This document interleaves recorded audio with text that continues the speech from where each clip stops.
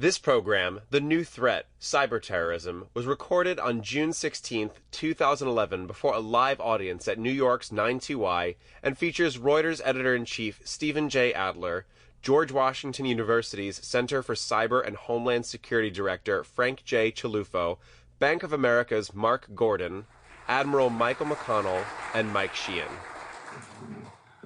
I think I want to start by talking about what might be the most serious of threats. I think one of the things we talked about in advance was there's quite a range of concerns, which probably range from pranks to crimes, cyber theft, but all the way to cyber terrorism. And I was really struck that when Leon Panetta was having his confirmation hearing last week in the Senate, he said, quote, "The next Pearl Harbor that we confront could very well be a cyber attack that cripples America's electricity grid, its security, and its financial systems. The next Pearl Harbor coming from cyberspace." So I want to ask the panel, and starting with Admiral McConnell, do you agree with that? Is the threat so serious that you could potentially liken it to Pearl Harbor?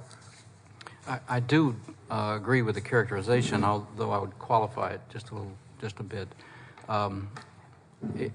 If there is a kinetic war, it will have cyber dimensions. And so if someone had made a decision that they were going to engage in a conflict with us, it could be in the form of a cyber Pearl Harbor. So that is a possibility. My greater concern is what I would label cyber espionage. It's when you are taking information for competitive advantage.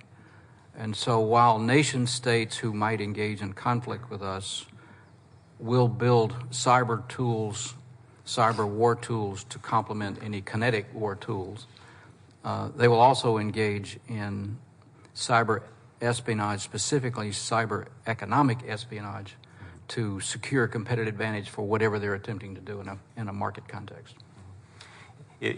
Mike Sheehan, if this is such an imminent threat, why isn't it part of the campaign discussion? Why isn't this a higher profile conversation? Well, it increasingly is becoming a higher profile issue. And although I've been somewhat skeptical of some of the hype around cyber terrorism, I agree with Admiral McConnell. The bigger issue is on espionage and it's corporate and threats against industry.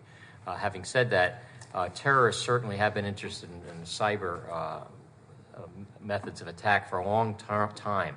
The good news is it's fairly difficult to do for a non-state actor. Normally it's states that have the type of technology that can execute these sophisticated types of operations. And non-state actors like Al-Qaeda and affiliates have not been able to generate any serious threat in that area. And even though terrorist groups that are associated with states, such as... Sample complete. Ready to continue?